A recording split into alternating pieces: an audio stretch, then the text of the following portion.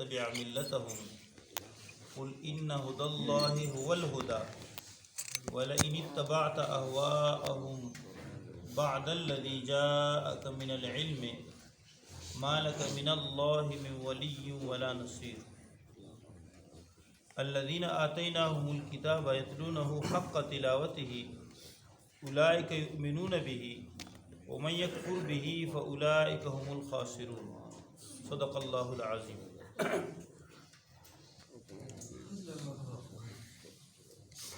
وَلَن تَرْضَىٰ عَنْكَ الْيَهُودُ، اور ہرگز راضی نہیں ہوں گے عنکا آپ سے الیہود یہودی، وَلَن نَصَارَىٰ اور نہ عیسائی نصارہ، حتیٰ یہاں تک تتبع ملتہم کہ آپ تابعداری کرے ملتہم ان کی شریعت کے، ان کی ملت کی۔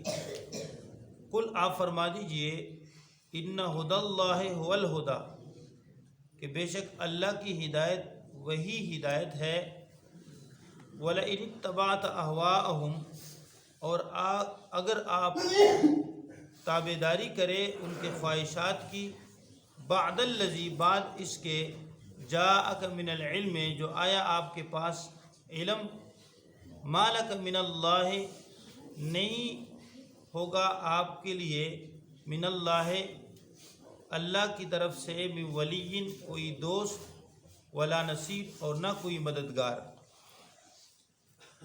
تو اللہ کے پاس آپ کا پھر نہ کوئی دوست ہوگا اور نہ مددگار۔ الذین وہ لوگ آتیناہم کے آتینا جنہیں دیا ہم نے، ہم انہیں الکتاب کتاب،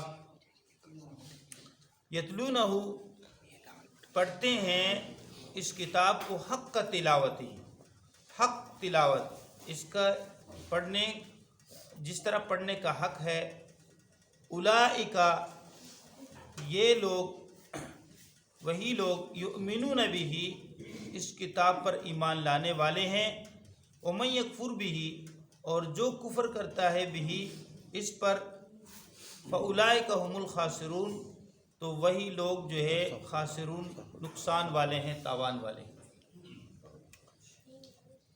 فرماتے ہیں کہ حضور پاک صلی اللہ علیہ وسلم جو ہے یعنی ایسے کاموں میں جس میں نبی صلی اللہ علیہ وسلم کو منع نہیں کیا گیا تھا، شروع میں اہل کتاب کی تابعداری کرتے تھے۔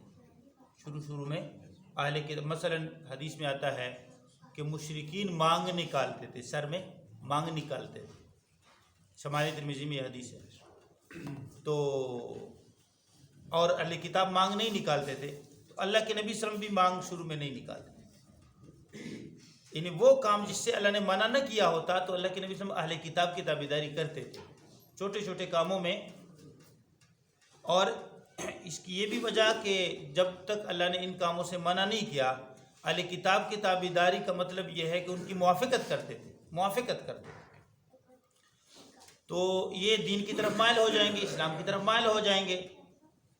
اللہ تعالیٰ نے فرمایا کہ وَلَن تَرْضَىٰ عَنْكَ الْيَهُودُ وَلَا النَّصَارَىٰ حَتَّىٰ تَتَّبِعَ مِلَّتَهُمْ، ہرگز آپ سے راضی نہیں ہوں گے یہودی اور نہ عیسائی نصارہ جب تک آپ مکمل ان کی تابعداری نہ کریں۔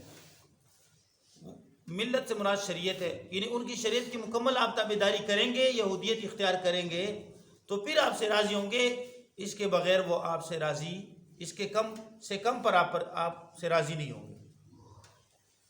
قل آپ فرما دیجیے ان ہدی اللہ هو الہدی کہ یقیناً وہ اللہ کی ہدایت وہی حقیقی ہدایت ہے اور کامل ہدایت ہے، یعنی جو اللہ نے مجھے دی ہے وہ کامل ہدایت ہے اور وہی صحیح مکمل ہدایت ہے۔ اب اس کے ہوتے ہوئے میں تمہاری تابعداری نہیں کر سکتا، بلکہ تمہیں میری تابعداری کرنی چاہیے۔ یہاں پہ فرماتے ہیں کہ حقیقی ہدایت وہی ہے جو اللہ نے دی ہے، بہت بڑی بات ہے اس میں۔ تو اللہ جل شانہ ذات عالی نے حضور پاک صلی اللہ علیہ وسلم کو جو دین ہدایت عطا فرمایا، دین کامل عطا فرمایا، صحابہ کرام نے اس پر عمل کر کے دکھایا، وہی حقیقی ہدایت ہے اور وہ اللہ کے ہاں مقبول ہے۔ ان ہدی اللہ، اللہ کے ہاں جو ہدایت ہے، هو الہدی جو اللہ والی ہدایت ہے۔ اللہ والی کون ہے؟ جو اللہ نے عطا فرمائی، جو اللہ تعالیٰ نے عطا فرمائی۔ اب بہت سارے لوگ جو ہے کہتے ہیں یہ کرسمس ڈے منانے میں کیا ہے، یا اگر ہم عیسائیوں کو جو ہے مبارکباد دیں تو کیا ہوا، یعنی بہت سارے لوگ اس پہ کہتے ہیں کہ یہ کوئی بات نہیں۔ کرسمس ڈے سے کیا مراد ہے کہ عیسیٰ علیہ السلام کی جو پیدائش ہے وہ 25 دسمبر کو، تو ہم اس کو کہ جو ہے مبارکباد دے سکتے ہیں، یہ تو خوشی کا دن ہے، عیسیٰ علیہ السلام پیدا ہوئی ہے، ٹھیک ہے نا جی۔ اب دیکھیں نا، اب آپ اپنے عقل کے جو ہے لیول سے دیکھیں گے تو وہ ساری چیزیں آپ جائز کر دیں گے۔ حضور پاک صلی اللہ علیہ وسلم نے کیا عیسیٰ علیہ السلام کی پیدائش پر جو ہے کوئی خوشی منائی ہے؟ سارے نبیوں کی پیدائش پہ خوشی ہوتی ہے۔ نبی کی پیدائش اور سب سے بڑا انعام وہ ہے کہ اللہ تعالی نبی کی پیدائش جو ہے لوگوں کی ہدایت ہے، لیکن اس کا مطلب یہ کہ کیا مروجہ طریقے سے صحابہ کرام نے اس طرح خوشی منائی ہے؟ اگر انہوں نے نہیں منائی تو ہم اسے آگے بڑھنے والے ہوتے ہیں۔ ان ھدی اللہ ھو الھدی، جو اللہ کی ہدایت ہے وہی حقیقی ہدایت ہے۔ یہ بات سمجھنے والی بات ہے۔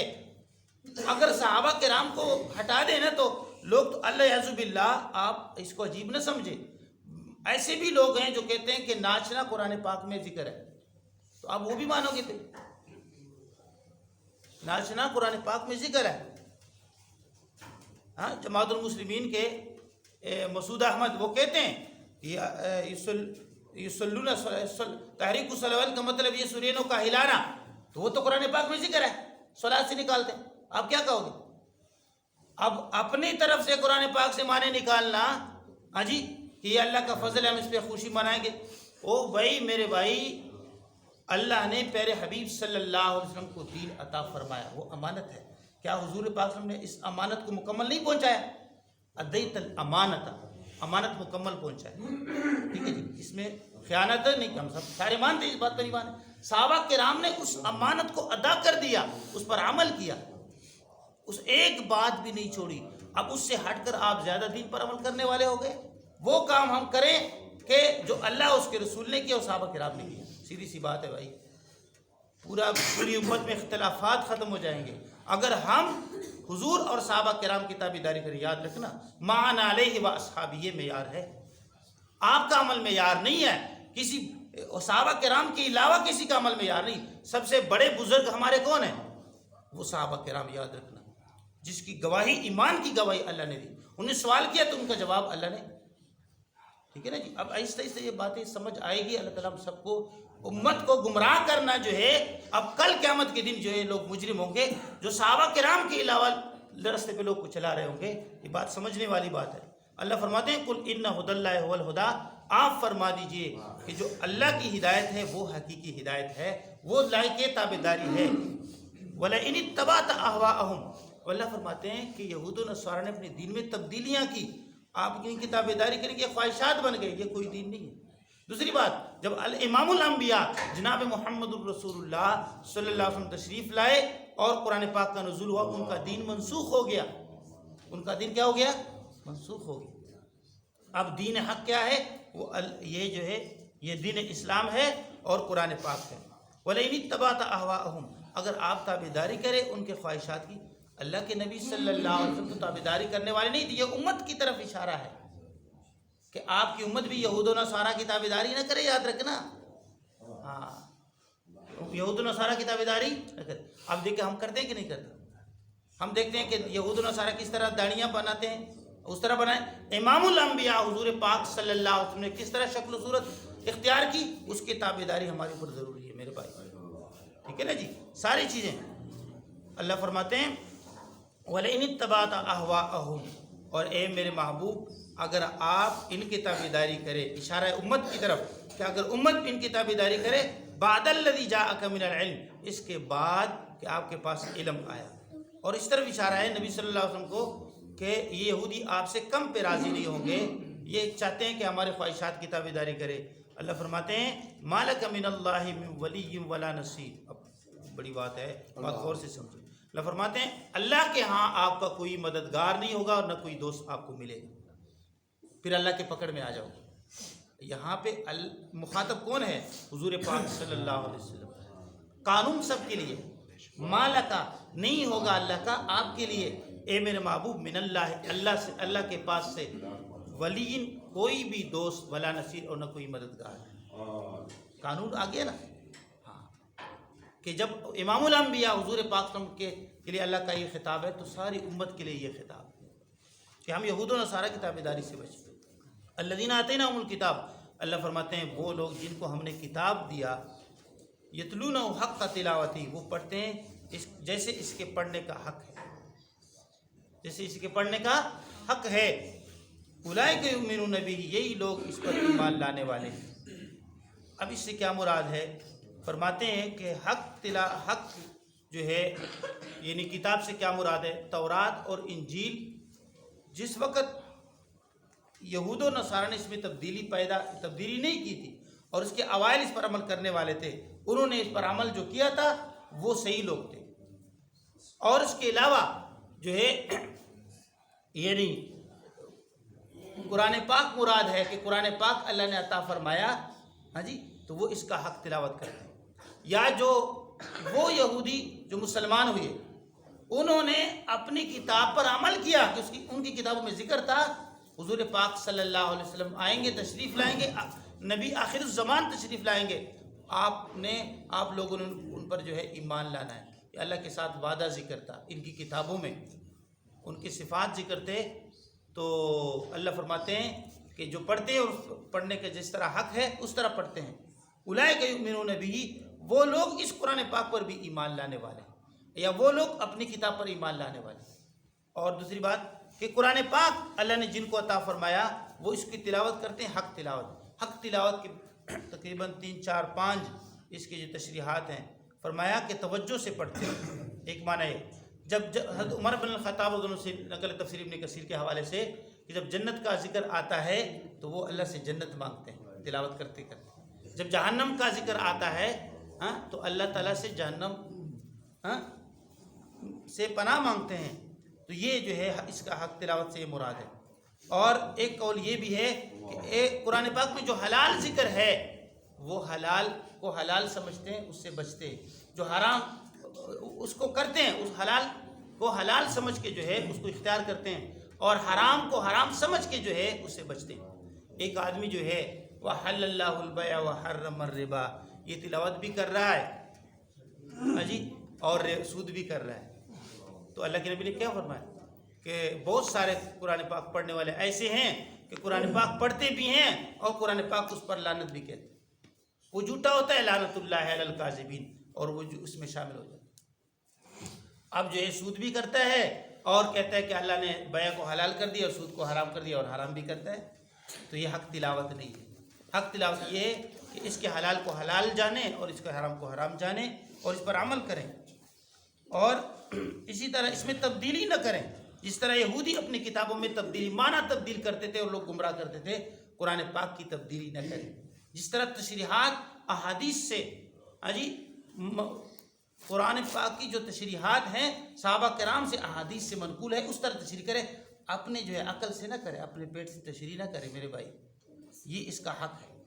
اور ایک اس کا حق یہ ہے جیسے بخاری شریف جلد ثانی میں ایک حدیث ہے کہ قرآن پاک پڑھنے کا حق یہ ہے کہ حضور پاک صلی اللہ علیہ وسلم فرماتے ہیں فاطمۃ الزہراء رضی اللہ تعالیٰ عنہ کو کہ آخر رمضان المبارک اللہ کے نبی صلی اللہ علیہ وسلم کی زندگی میں دنیا کی زندگی میں آخری جو رمضان المبارک فرمایا کہ اے میری بیٹی ہر دفعہ جبریل امین جب تشریف لاتے ہیں تو ایک مرتبہ قرآن پاک کا دور ہوتا ہے.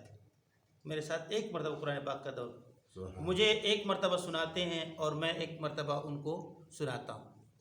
یہ دور ہوتا ہے.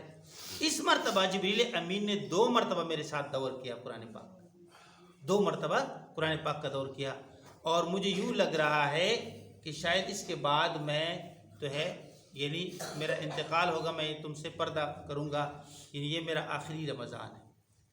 امام ابو حنیفہ رحمہ اللہ اس حدیث سے استدلال کرتے ہیں کہ قرآن پاک کا پڑھنے کا حق یہ ہے کہ سال میں 2 مرتبہ کم از کم پڑھا جائے.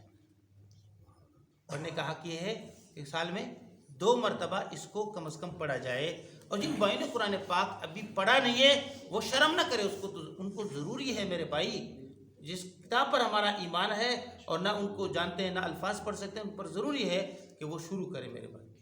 اگر وہ نورانی قاعدے سے شروع کرے اور پھر جو ہے جتنا وہ پڑھ سکے اتنا پڑھتا رہے، ہاں جی، اور درمیان اگر موت آئی تو اللہ تعالیٰ ان لوگوں کے ساتھ حشر فرمائیں گے جو قرآن پاک جن کو یاد ہے یا جو قرآن پاک پڑھنے والے اور سمجھنے والے ہیں، لیکن وہ چھوڑے نہیں۔ بہت سارے مسلمان بھائی ہیں، ہاں جی، وہ شروع میں والدین نے پڑھا تھا تو ذمہ داری کر دیتے، تو بچے کو بھی ذمہ داری کے اپنے ساتھ لگا لیا اور جو ہے پڑھا نہیں، یا جن بعض لوگوں نے پڑھا ہوتا ہے تو وہ جو ہے ان کے الفاظ ٹھیک نہیں ہوتے، تو یہ جو ہے اس کی کوشش کرے۔ اللہ فرماتے ہیں الذین آتیناہم الکتاب، وہ لوگ جن کو ہم نے کتاب دی قرآن پاک یتلونہ حق تلاوت، اس کو پڑھتے ہیں حق جیسے تلاوت اس کے پڑھنے کا حق ہے۔ اولئک یؤمنون بہ، یہی لوگ اس پر ایمان لانے والے ہیں۔ ومن یکفر بہ فاولئک هم الخاسرون، اور جو اس پر کفر کرے تو وہ لوگ نقصان میں ہے، یعنی وہ تاوان میں ہے اور نقصان میں ہے۔ اللہ تعالیٰ ہم سب کی حفاظت فرمائے، آمین۔ الحمدللہ رب العالمین۔